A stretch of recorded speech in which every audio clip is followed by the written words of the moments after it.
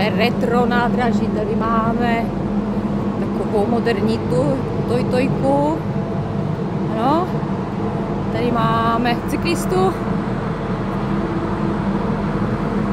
Tak a teď si podíváme na venek.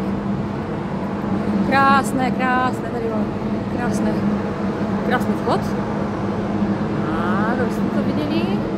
A tady ventilace, místní ventilace.